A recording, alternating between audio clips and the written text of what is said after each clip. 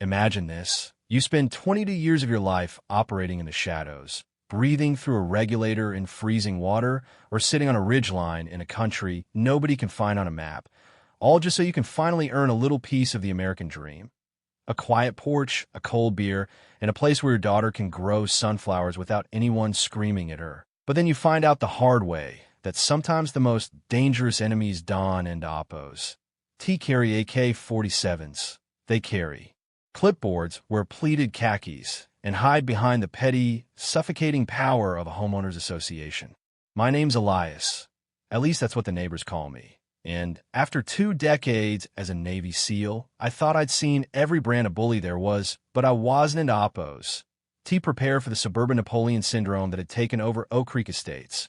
A place that looked like a postcard, but felt like a prison camp run by people who had way too much time on their hands and a desperate need to feel important.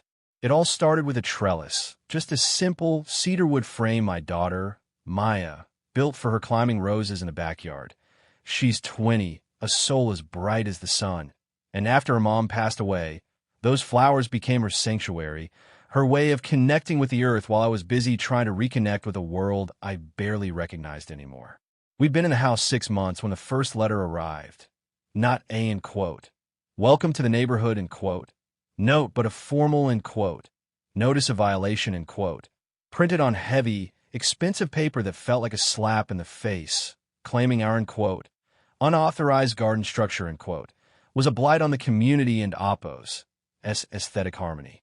I laughed it off at first, figured it was a misunderstanding, but then the letters started coming every 3 days, each one more aggressive than the last, signed by a woman named Beatrice Vance, the president of the HOA who, from what I could gather, spent her entire day driving a white golf cart around the block like she was patrolling the DMZ. I try to be the in quote, good neighbor in quote. My therapist suggested I should be. I went to the monthly board meeting at the community center, wearing a clean flannel and my best in quote. I'm a civilian now in quote. Smile, but the moment I walked into that room, I felt the air change. It was thick with the smell of cheap perfume and unearned authority. Beatrice sat at the center of a long mahogany table, her hair sprayed into a rigid helmet, pearls tight around her neck, and eyes that moved like a hawk looking for a field mouse. And next to her was a guy named Miller, the in quote, head of security in quote, a former mall cop who clearly peaked in high school and now wore a tactical belt over his dad bod like it was a Medal of Honor. I stood up, showed them photos of 3 other houses on our exact street that had the same trellises, some even bigger, and I asked as calmly as a man with my training can ask why my daughter was being singled out, but Beatrice didn't in Oppos. To even look at the photos, she just adjusted her glasses, gave me this chilling, artificial smile, and said, in quote, Mr. Thorne, those residents have been here for years and haven't Oppos. Legacy and Oppos. Approvals. You are new, and you're and Oppos. Structure and Oppos. Doesn't an Oppos. T fit the vision we have for Oak Creek. Rules are rules, and if you find them too restrictive, perhaps a rental trailer park would better suit your lifestyle. End quote. I felt that old heat rising in the back of my neck, the kind that usually precedes a very bad night for someone else. But Maya was there next to me, and she squeezed my hand. She stood up, her voice trembling but clear, telling them that her father had served this country for longer than most of them had lived in this town, and that he deserved better than being harassed over a few pieces of wood.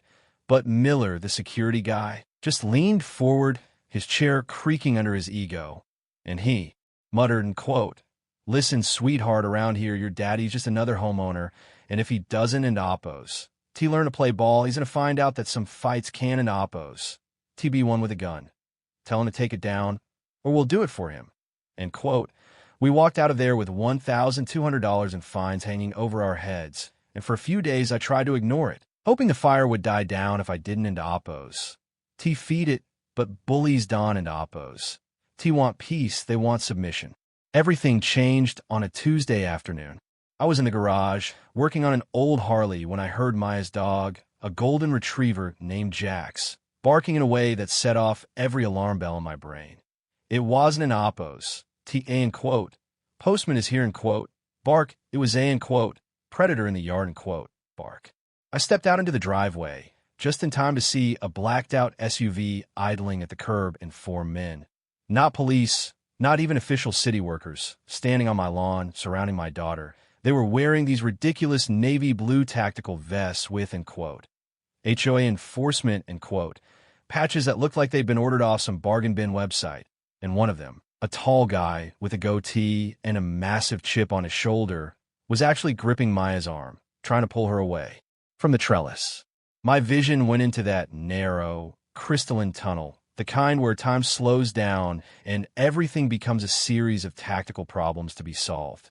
I didn't oppose. TL, I didn't oppose. T scream, I just walked toward them with that silent, heavy gait that usually makes people start looking for the exit. The guy holding Maya, let's call him in quote, vest number 1 in quote, looked at me and sneered in quote, hey old man, we're here on official HOA business to remove this illegal structure, and your kid here is interfering with a lawful order. You better back off before things get physical, end quote. I looked at his hand on my daughter in oppose.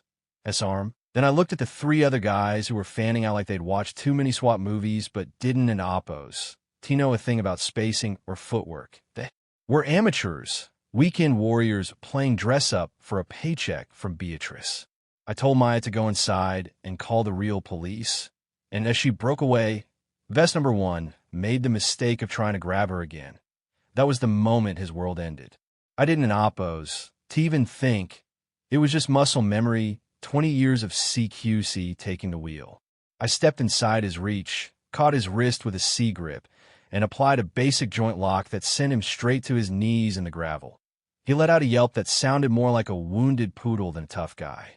The second guy, a portly fellow who thought he was a linebacker, charged me with his arms wide.